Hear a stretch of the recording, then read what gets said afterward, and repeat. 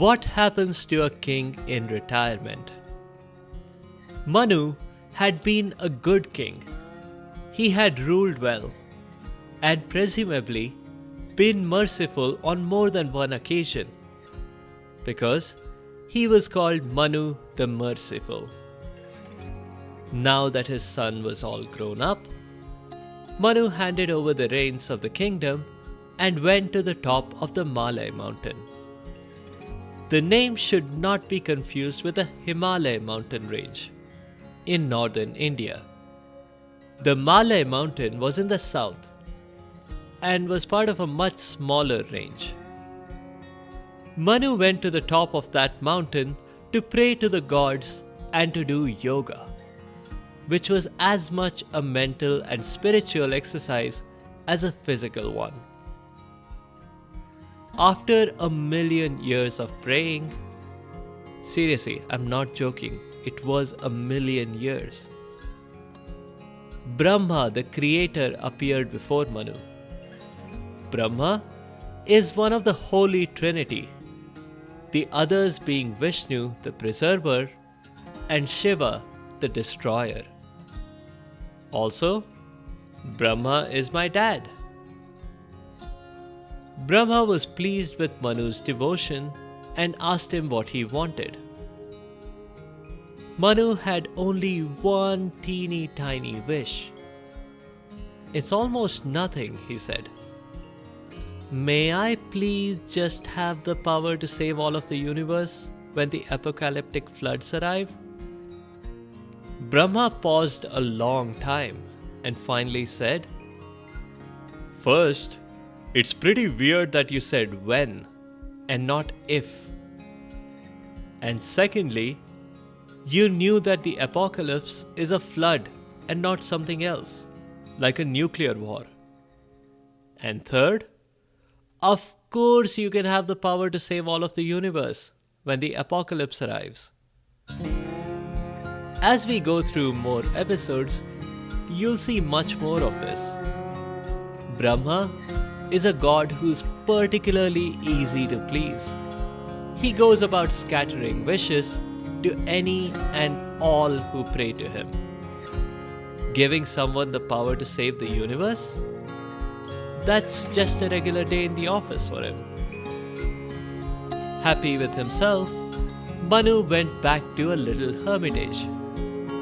Life went on until one day he scooped up some water from a pond nearby before offering it in prayer to his dearly departed relatives. Because that was a thing you did every time you bathed, apparently. Normally, dearly departed relatives is supposed to mean ancestors. But seeing as Manu lived more than 1,000,000 years, it probably meant several thousand generations of his descendants as well. Anyway, as Manu scooped up the water, he saw something in it. It was a tiny fish. The fish was restless and it had beautiful eyes. Because the eyes are the first thing you'd notice on a fish, right? Manu, the merciful, out of compassion, put the fish in a jar. It's not clear why he didn't simply let the fish go. Maybe the pond was known to have bigger fish that would be mean to this little fish. Whatever his reasons, Manu took the fish home with him. Within a day and a night, the fish had grown.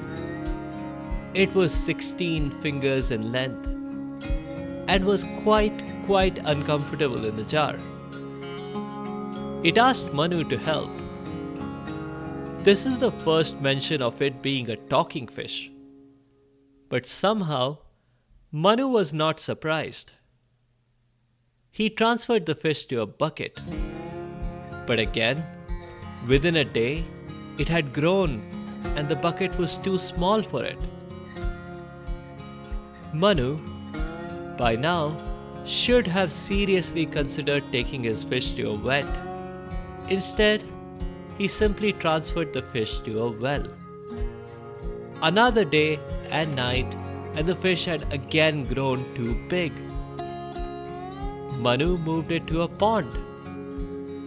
But the fish quickly grew to be 8 miles in length, and the pond was insufficient again. The fish again asked Manu for help. The same thing happened with the river Ganga or the Ganges, until finally Manu put the fish in the ocean. But seriously, people, don't try this at home. If you put a freshwater fish in salt water, it will probably die. It isn't clear how Manu transferred the fish from the well to the pond, or from the pond to the river, or from the river to the ocean. Moving a beached whale a few dozen feet is hard enough for us today. But Manu seems to have transported an 8-mile-long fish so effortlessly that it wasn't even worth mentioning. But Manu's fish was no ordinary fish, in case it isn't already clear to everyone by now. It thrived in the ocean and grew in size right in front of Manu's eyes, almost filling up the entire ocean. Manu finally seems to have caught on to the fact that his fish was no ordinary one. He was awestruck and he said, "You must be Vishnu. Who else could have the power to turn into such a big creature?" The fish replied, "Bingo! On your first try, I am Vishnu. And this is just the first of my many avatars. You can call me Matsya. You were right about the apocalypse, or as we gods like to call it, the reset button. In a century, there will soon be a great flood. We gods have made this rescue boat." He tossed the keys over to Manu and said, "You are going to be its captain." In the boat, the gods have placed the 4 Vedas, which are the religious texts that underpin most of the Hindu religion. Matsya continued his instructions to Manu. "If the winds are too strong, tie the boat to my horn." This is the first mention of a horn on Matsya, and it's called the horn, not a horn, making Matsya a unicorn fish. Manu, who seemed remarkably prescient when talking to Brahma, was now completely the opposite.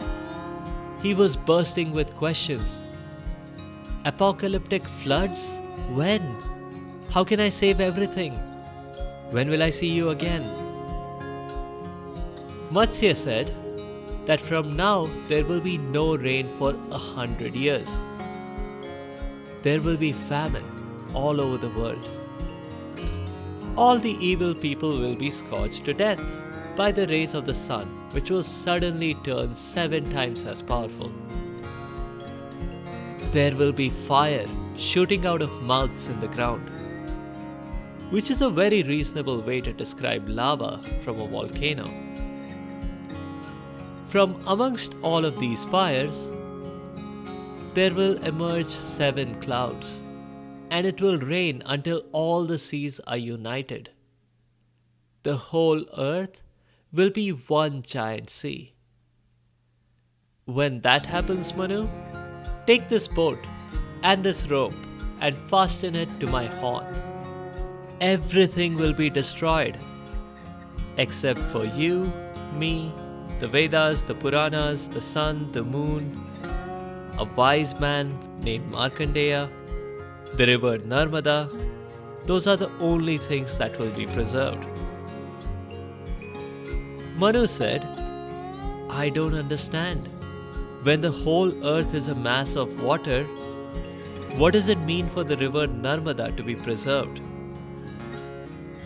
Matsya replied, "Why don't we leave it ambiguous? So in the future, podcast listeners can try to figure that one out for themselves." "I don't know what a podcast listener is," said Manu, "but I'm okay with that." Manu was already 1,000,000 years old, so what was another century to him? He continued practicing yoga, and that probably helped him through the famine, the scorching sun, and the volcanic eruptions and the acid rain that followed. When the seas started rising, Matsya appeared before him, along with the king of serpents, Seshnag, a name that means ultimate snake. The king collected all the remaining living beings and put them on the boat and fastened it to Matsya's horn, using Seshnag as the rope. This was followed by a really long Q&A session between Manu and Matsya. Many of the answers deserve an episode of their own. Some of the stories are about the creation of the universe, why Brahma has 4 heads, and so on. We'll cover some of those in later episodes. To cut back to the story, Matsya safely steered the boat to the top of a mountain, which, if you think about it, does not contradict the earlier remark about the seas being united. But it does contradict him saying that the entire earth will be just one big ocean. I guess he did not expect me to split hair over this. So anyway, Manu landed at the top of the Himalayas. The floods then slowly receded. Manu offered several prayers, and then, as a response, from the water there emerged a woman. Not quite like some women from the James Bond movies who also emerged from the ocean, but Manu and the lady did end up repopulating the entire earth